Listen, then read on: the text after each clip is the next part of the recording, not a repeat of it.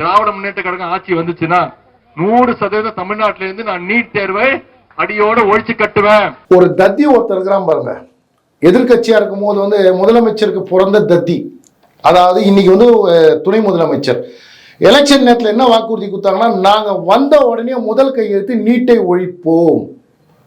ஆனா இன்னைக்கு சட்டசபையில வந்து அவங்க அப்பா என்ன சொல்றாரு, நீட்டை எங்களால் ஒழிக்க முடியாது, மத்திய அரசாங்கம் தான் ஒழிக்க முடியும். ஏன் வெங்காயம் அந்த நேரத்தில் உனக்கு தெரியாது, நீட்டை ஒழிக்க முடியாது. அப்போ மக்கள் மத்தியில் எப்படி ஒரு பொய்யான ஒரு வாக்குறுதியை குத்தி இவங்க வந்து தேர்தலில் ஜெயிச்சிருக்கிறாங்கன்னு வந்து மக்கள் உணரணும்.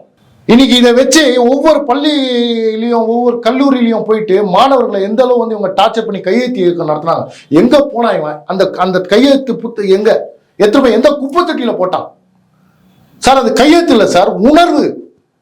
நீட்டை நான் ஒழிச்சிருவேன், இதனால அனிதான்னு ஒரு பெண்ணு செத்துட்டான், அவளுக்காக நான் கொடை பிடிப்பேன், அவளுக்காக நான் போராட்டம் நடத்துவேன், அவளுக்காக நியாயம் தேடி தருவேன்னு சொல்லி பேசுற அந்த தத்திப்பை எங்க? நான் ஒரு விஷயத்தை மட்டும் வந்து கேட்கணும்னு நினைக்கிறேன் சார். இன்னைக்கு அனிதான்னு வந்து என்னன்னா வந்து அவங்களுக்கு ஒரு சீட்டு கடையிலன்னு இறந்தாங்க சார். நான் வந்து அவங்களுடைய மரணத்துக்கு வந்து என் வருத்தத்தை வந்து தெரிவிக்கிறேன். ஏன் ஒன்று நான் சார் ஒரு ஆல்டர்னேட்டிவ்னு ஒன்று இருக்குது. இது நம்மளுக்கு கிடைச்ச குரூப் கிடைக்கலன்னா அடுத்த குரூப் வந்து கிடைக்கணும். இது வந்து பெற்றோருக்கு ஊக்கப்படுத்தணும். ஆனால் இதை வச்சு இந்த புறம்போக்குங்களாம் வந்து மன்னிக்கணும். இவனுங்களாம் வந்து அரசியல் பண்ணியிருக்கிறாங்களே, இவங்களை என்ன சார் சொல்றது? நான் ஒரு விஷயத்தை மட்டும் இந்த இடத்துல வந்து கேட்கணும்னு நினைக்கிறேன் சார். அதாவது உதயநிதி ஸ்டாலின் வந்து அவங்க கடவுள் மேல கூட இவங்கெல்லாம் சத்தியம் பண்ணுவாங்க. ஏன்னா கடவுள் இல்லைன்னு சொல்றவங்க தானே. இன்னைக்கு கடவுளையே கொச்சப்பட்டி பேசுறவங்க தான் இந்த திராவிடம். உதயநிதி அவங்க அம்மா தலைமையில வச்சு சத்தியம் பண்ணணும். இன்னைக்கு வந்து முதலமைச்சர் அவங்க பொண்டாட்டி தலைமையில வந்து வச்சு சத்தியம் பண்ணணும். கனிமொழி அவங்க குழந்தை மேல வச்சு சத்தியம் பண்ணணும்.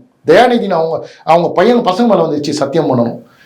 இன்னைக்கு நீட்டால எத்தனை பேர் செத்துருக்குறாங்க, இல்ல சாராயத்தால எத்தனை பேர் செத்துருக்குறாங்க, இல்ல டாஸ்மார்க்கால எத்தனை பேர் செத்துருக்குறாங்க, இல்ல கற்பழிப்பு அடிச்சு எத்தனை பேர் கொண்டு இருக்கிறாங்க.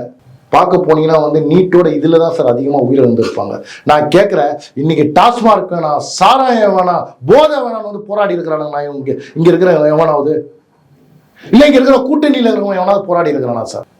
எப்படி ஏமாத்தி இருக்கிறானுங்க பாருங்க சார். நான் கேட்குறேன், ஏன் சார் கூட்டணி கட்சிகளாம் எவனுமே போராடலை? போராட்ட திருமாவளவன் என்ன ஆனாரு உங்களுக்கு தெரியும். அவர் அடிமைப்பட்டு தான் கிடக்கிறாரு. இன்னுமா சார் இவங்களாம் வந்து ஏமாத்துவாங்க மக்களை? மக்கள் புரிஞ்சிக்கணும்.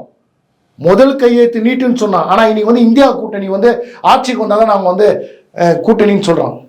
இவனுங்கெல்லாம் என்ன சொன்னாங்க, அண்ணாமலை வந்து செருப்பை வந்து என்னன்னா திராவிட மாடல் ஆட்சி வந்து அகற வரைக்கும் நான் செருப்பு போட மாட்டேன்னு சொல்லும் போது இவனுங்க என்ன சொன்னானுங்க, அப்போ அண்ணாமலை செருப்பே போட முடியாதுன்னு சொன்னாங்களே. இன்னைக்கு நான் சொல்றேன்டா, மத்தியில் வந்து இந்திய கூட்டணி வரவே வராது. இந்த சட்டம் உங்களால் நிறைவேற்றவும் முடியாது. ஒத்துக்கிறீங்களாடா? அந்த தத்தி பையனுக்கு வந்து இது மூலமா நான் வந்து எச்சரிக்கை கொடுக்குறேன். செங்கலெல்லாம் எடுத்து காட்டினல்ல, எங்க செங்கலோட செங்கலா நீ போய் ஒழிஞ்சிட்டு இருக்கிறேன்னு எனக்கு தெரியல. நான் தேடிக்கிட்டு இருக்கிறேன், மக்கள் தேடிக்கிட்டு இருக்கிறாங்க. வந்து பதில் சொல்லு, கையெழுத்து ஏன் வாங்கின? இதுபோன்று முக்கிய நிகழ்வுகள், அரசியல் தகவல்களை ஆழமாகவும் மாறுபட்ட கோணத்திலும் அறிந்து கொள்ள மறக்காமல் உங்கள் IND தமிழ் 24x7 பக்கத்தை பின்பற்றிக் கொள்ளவும். உங்கள் ஒவ்வொரு ஆதரவும் இதுபோன்று பல நிகழ்வுகளின் பின்னணியை அறிய உதவும்.